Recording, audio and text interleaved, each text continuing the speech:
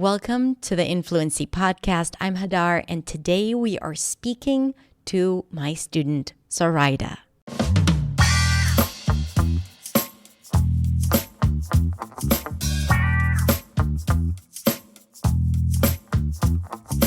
Today, we have an interview in our interview series called The Immigrant Experience.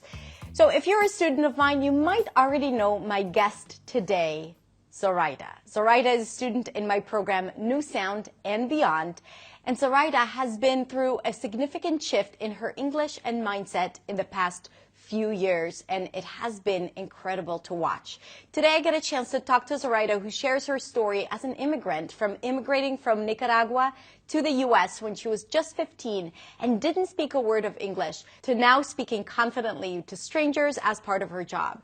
She's going to share her story of overcoming challenges and learning to love her accent and embracing who she is in English. I cannot wait for you to get to know Zoraida in this beautiful and even emotional interview I had with her.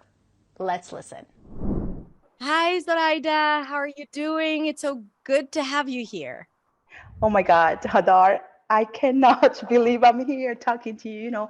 I feel like I want to pinch myself just to make sure that I'm talking to you because uh, actually I manifested this day last year. Yes, I did.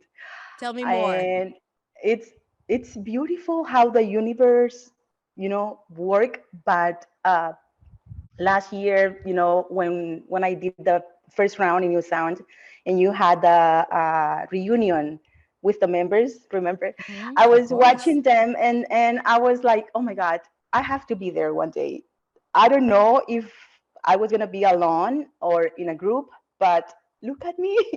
Look where I am You're right now. I'm talking here. to you. Yeah. So it's amazing how the universe has everything in place, and it's the perfect timing for me.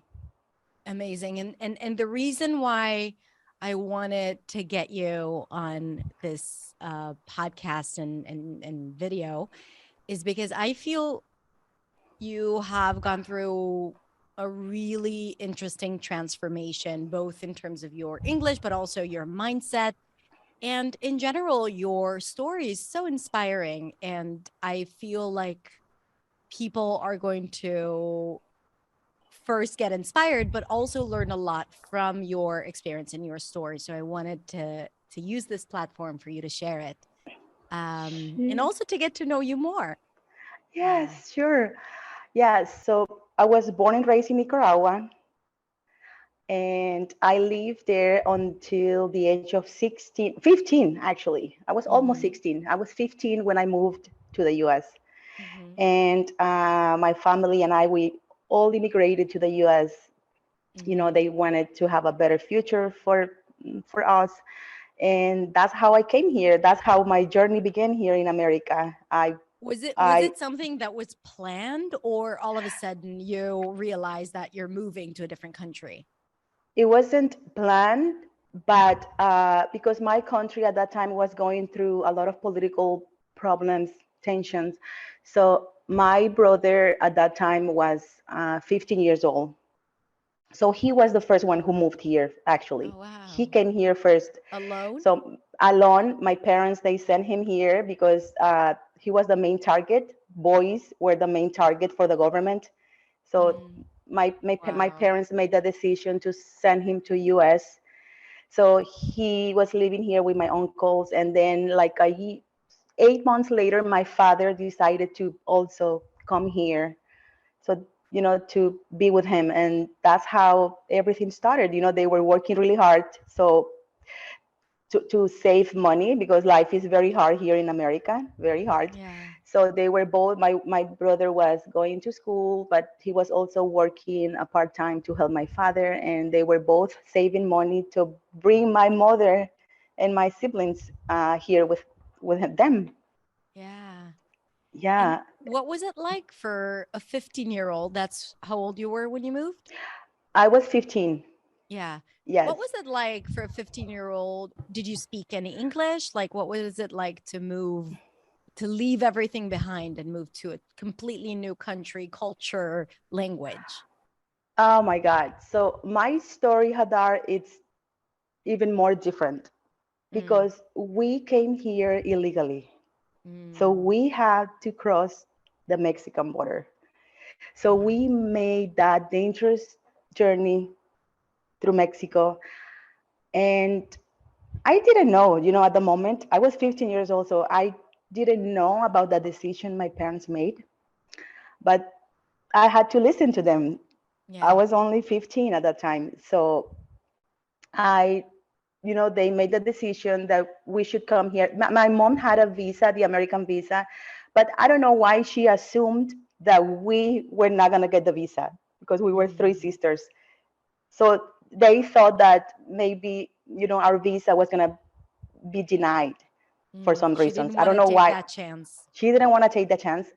So they decided to, take that risk because that is like a very dangerous risk, to go through Mexico, cross the river and Tell me come. about that journey. Oh my God.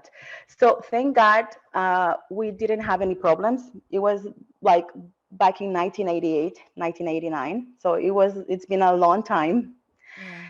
but things were different.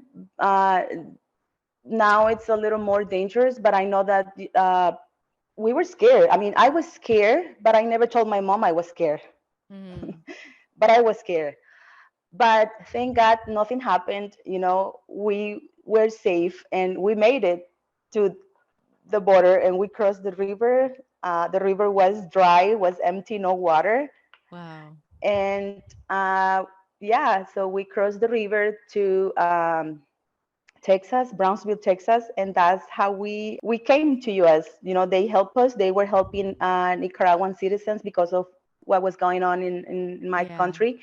So they gave us shelter, like a hotel and food and medicine, and we were like fine, at peace, at least that we made it to the other side. Wow.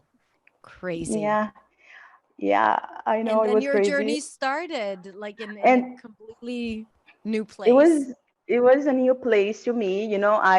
We probably waited at the hotel for 1 week because Hmm. I thought that my parents was gonna buy like a plane ticket, but he didn't.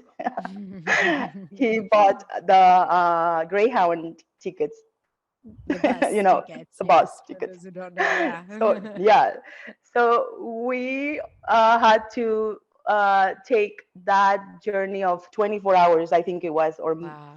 48. I don't remember, but it was a long, long trip drive From Texas to from Florida Texas to Miami.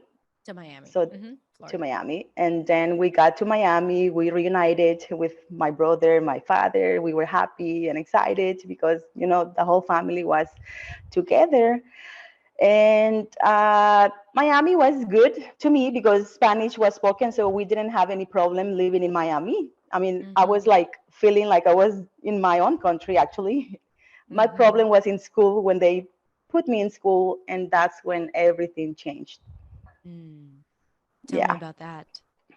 So I went to high school. My mother, she enrolled me and my sister in. My sister was 8 years old, so she was in first grade, I think, second grade. Hmm. And I went to high school, and my experience was not something that I was expecting. I Mm. didn't know any word in English, only Wow. maybe the basic, not even broken English, only thank you, the basic. Yeah. And that's when I experienced bullying Hmm. and everything that you can imagine. So Yeah. people were making fun of you, and Yeah. what feelings come up right now for you? Oh my God. The feeling of being rejected, Mm. feeling of not fitting in school. I didn't have the power of my language anymore. You know? Mm. So I felt like an outcast. And I have never experienced hate in my Mm. life. So that was something new to me because I was new in this country. I was a teenager, so I was going through all these physical changes, Wow. and And you want having to that be accepted as a teenager exactly, in, yeah, any way, regardless of the language or yeah, and it's so yeah. hard. So it was hard because and it didn't happen only to me, but it happens to a lot of my friends. We were all immigrants, and we were experiencing the same thing. So I started to hate school. Wow. I was skipping school. Hmm. I was skipping classes because Just to avoid the I social interaction. just to exactly. So it was school was like hell for me, Wow. and I was skipping school, and my grades were not the best, and I was a good student in my country. I was in a private school. I was a good student. So being here, being in high school, I think that changed me and into like a different person. I became more insecure, more shy. My fear was like growing and growing. I didn't believe in myself anymore, and that's when everything changed. And I didn't want to go back to school, but thank God I finished high school. I Mhm. graduated high school, but I never felt like I learned English in high school. Yeah. I never. It was like a different times back then. The teaching, the way they were teaching English was different. So even my English teacher was from my home country. Mhm. So Mhm. and he will always be speaking Spanish all the time. Wow. So instead of English, so Yeah. I didn't feel like I learned any English in high school, but I graduated. I had to pass my exam, my English and my math. I studied really hard, and I still don't know how I did it, how I passed it, but I actually I had a higher score in math, but I did it. I graduated. And Amazing. I, Good for I, you. yeah, but an experience that every time I think about, it brings me back those memories that I don't want to, I don't want to remember anymore, but I can't. So, and it is a part of your story and it has turned you into who you are. So, ultimately, it's hard to avoid those memories because they're a part of us. I have I a know. question because you are my student inside New Sound, and we talk a lot about mindset and limiting beliefs, right? Like beliefs that limit your full potential. What kind of beliefs does a teenage girl develops based on these experiences, being bullied and ridiculed and shamed for her English and not being like others? Oh my God. My beliefs were like that I was not enough, Mm-hmm. that I was not capable, that was that I was not a native speaker, that my English sucks, that, you know, everything bad was in my mind. Only negativity was in my mind, and that created a negative person in me because I didn't believe in myself, and I was always listening to these inner voices in my head telling me, "You're not enough. You're not gonna do it. You're not a native." So even if I was trying and trying, I was for me, I felt like it wasn't enough. Never was enough. Yeah, It yeah. was never enough. And that was And like a and belief that I have.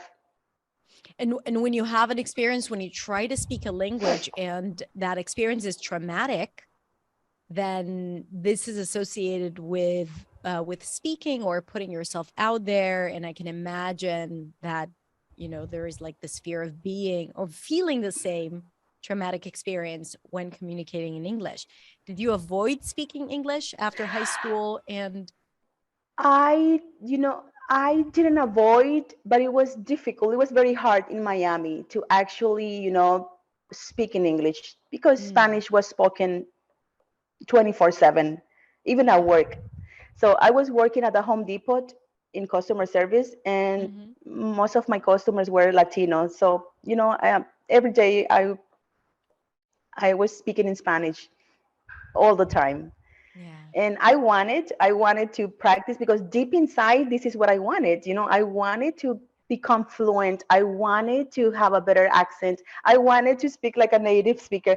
But that's when I was younger. Now I think I don't care about that anymore. I feel happy to who I am right now, that, having an accent is not going to stop me, because I have my own voice and I have to love myself.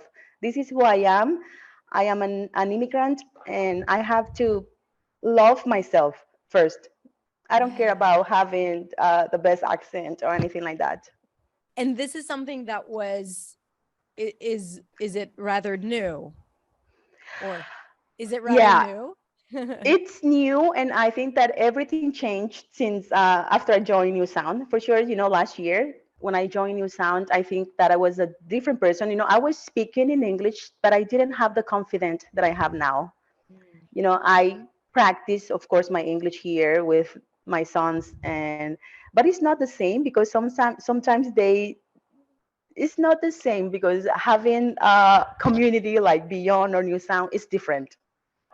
I wanna talk about what you just like mentioned a little bit. So you have three sons, and they're they speak English since that's their Yeah, first language. Do you yeah. feel sometimes that they tease you, or they um comment on your English?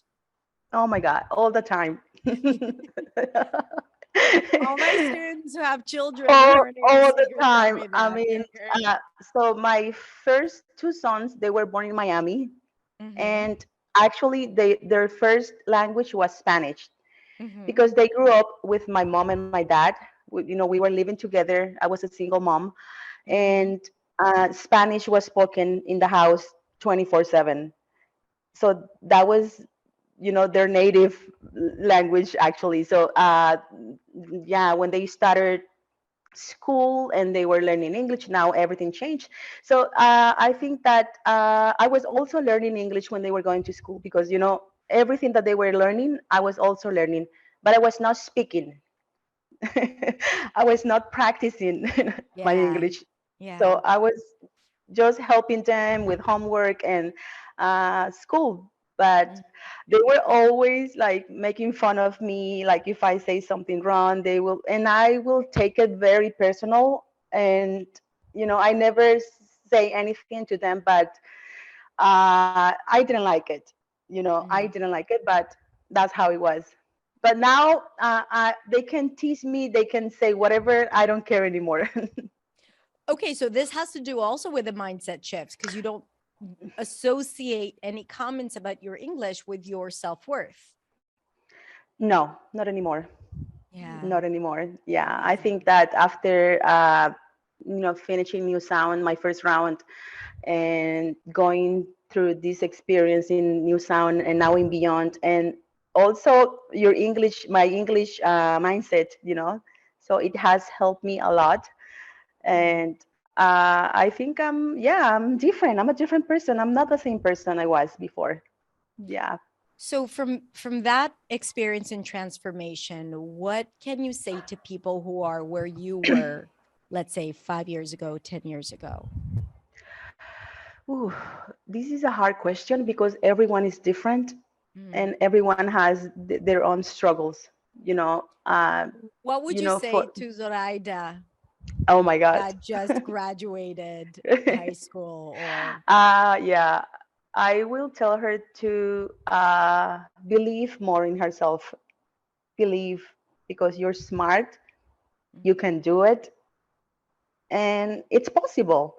And at that moment in high school, I didn't have the support that I needed. Even my parents, they were always busy working, so I never felt that support Mm. that I wish I had. But if I had the opportunity to go back to my younger years, probably I will maybe do things differently. But I can't anymore. It's my past, and now I have to move on and live my life and live my present. Yeah. Hmm. What was it like for your parents So, immigrating to a new country in English? Yeah, just so my parents, they never actually had a problem, Hadar, because we were living in Miami, and so it was it just was Spanish. Spanish. So at work, so they didn't have any problem.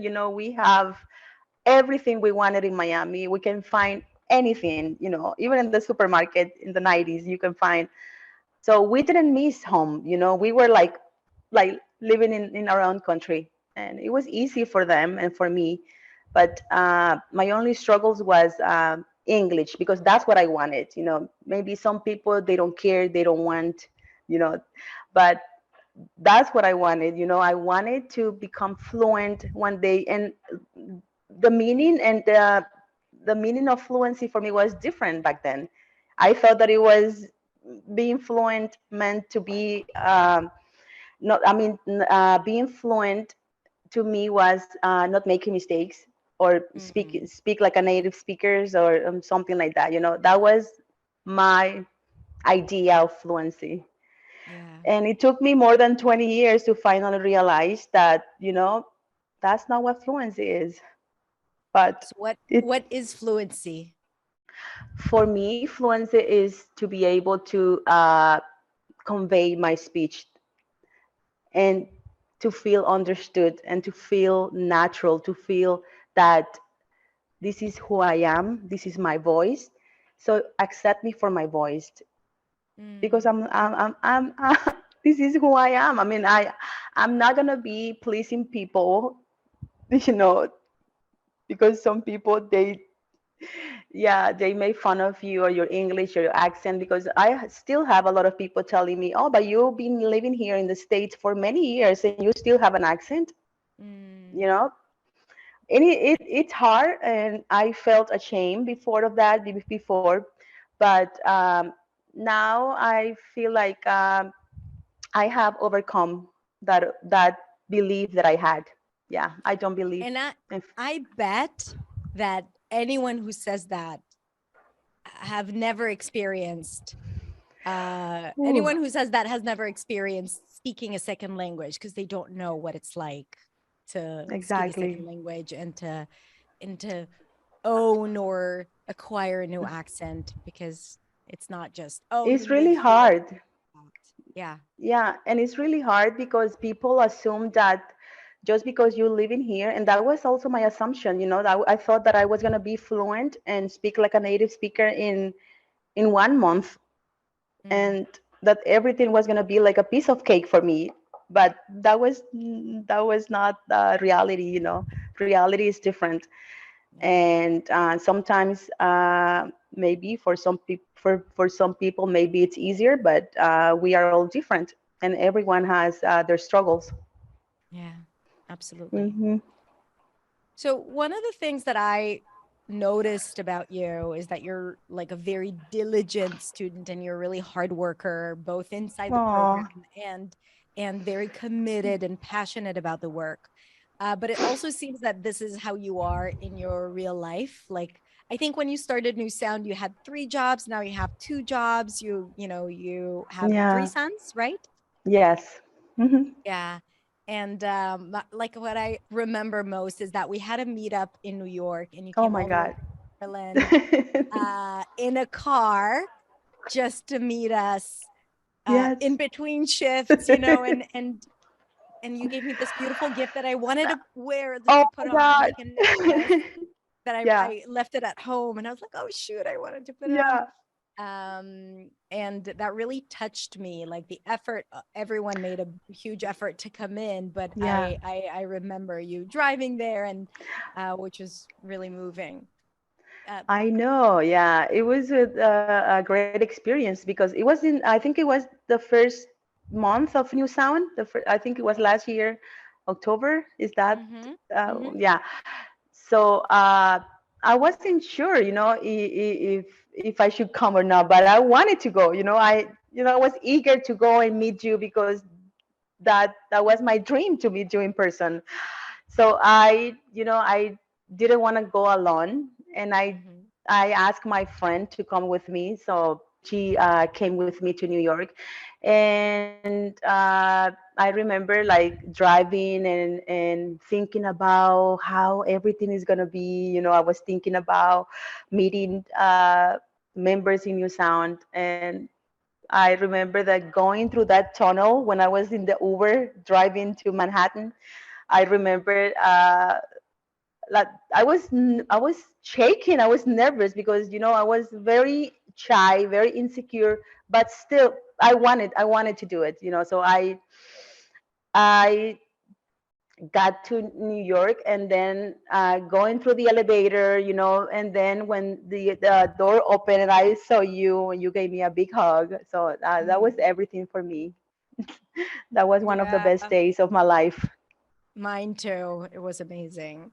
Yeah. Um, and thank you for coming.